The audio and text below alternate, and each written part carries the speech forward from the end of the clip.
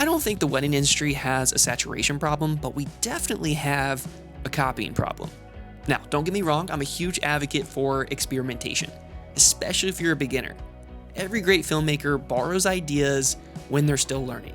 But there's a difference between learning from someone and becoming a carbon copy of someone. Because the biggest threat to your films isn't a lack of creativity, it's infusing too much of someone else's. And here's what happens.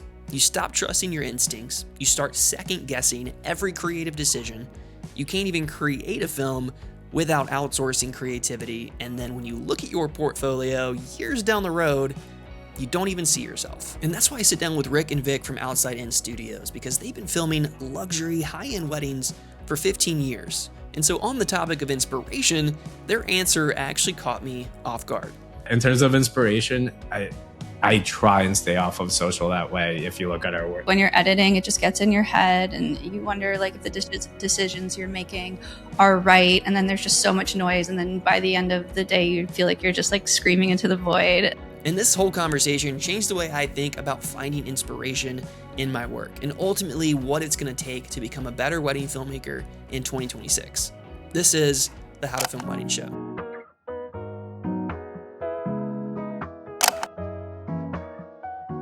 We do try and avoid social media as well, like you said. Like, I think consuming other wedding work is just so, it confuses the creative process. I think it's hard. I try to avoid like wedding photos, wedding inspo, anything. Like I don't want to consume any wedding content because, like you said, I think like very early on, I did say we watch the least amount of wedding films because I don't want to know how other people are doing something in a way that inspires me to chase that. We're always trying to create something new, but I also want to be the author of that creativity. I don't want it to be driven by anything else. And I think that's even been what's been the hardest part of maybe like the past 2 or 3 years. It's not us, it's couples who are consuming so much. They see so much.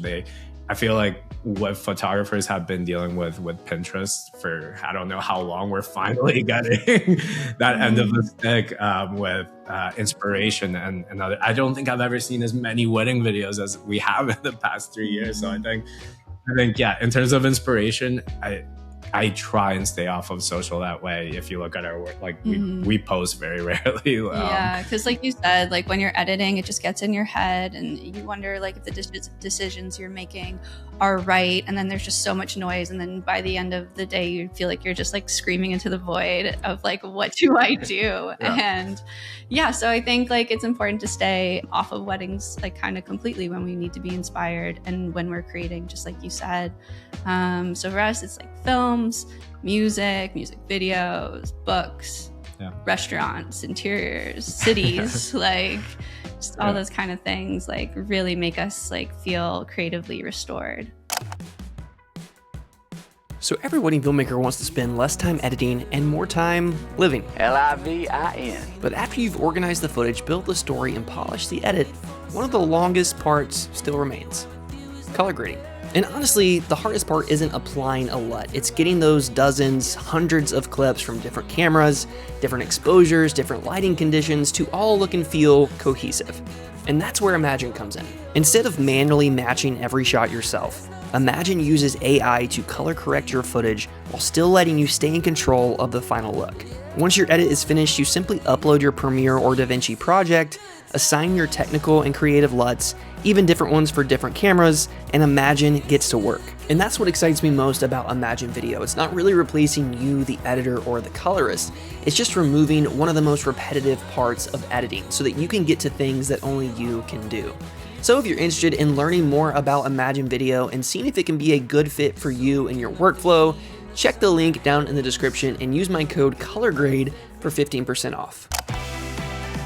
I think maturing as like a wedding filmmaker is realizing that you don't have to follow the trends in order to find any level of success in the industry. Really, it's just about creating in a way that's true to you, because then at the end of the day, you feel like a fraud almost. Like you're like, well, I am creating a film that looks like Forestry Films from David Reynoso, or I'm trying to be like White and Reverie today, or now in today's age, it's like everyone wants to be Roma Vera, everyone wants to be Plus Two.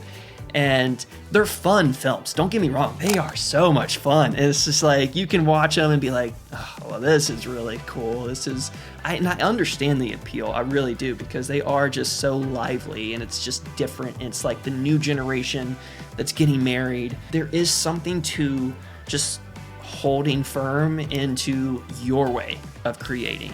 And if you haven't found that yet, it's okay. Keep experimenting until you do. But at the end of the day, if you're having fun with it, no one's opinion really matters. At the end of it, you should have fun.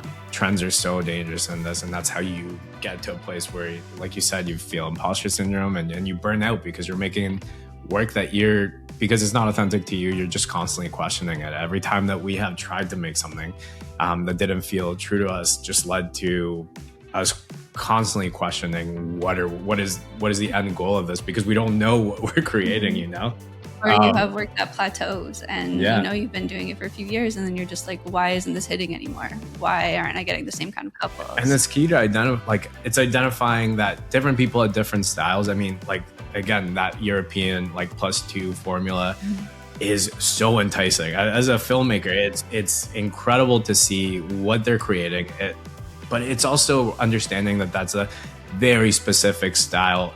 And every couple that has asked for that, and every time that we've seen that tried to be replicated in America, a European couple is a European couple. That's a different culture altogether. And I think that is something that can't be translated over and over again in that same way here. And I think it's hard to explain that because right now there's so many new filmmakers coming up who are replicating this excellently, because they have maybe like two couples that can sell this style, but they're not learning the basics of how to properly shoot a bride walking down, how to shoot a walkout. You have to understand these basics, because once we all go back to appreciating full wedding coverage, which I think is what couples like we grew up documenting, they wanted learning to make a documentary out of a ceremony and learning to properly capture a speech is just a key fundamental part of a wedding. And I think like while it's fun, like you also have to think about the kind of couples you have in your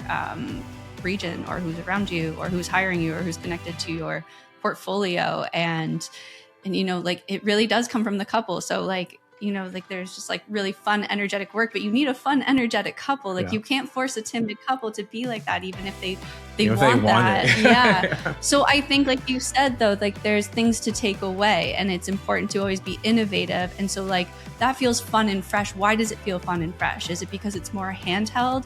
Is it because we're holding shots longer?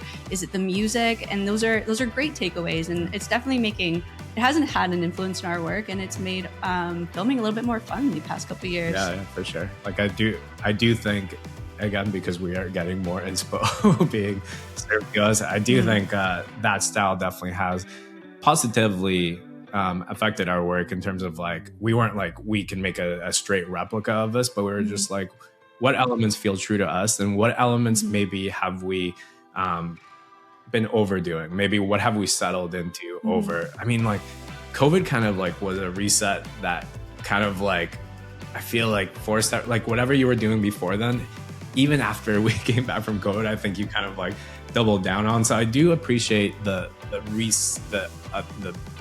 I guess another reset that we've had in this European style coming in and affecting our work in a way that we never thought of handheld.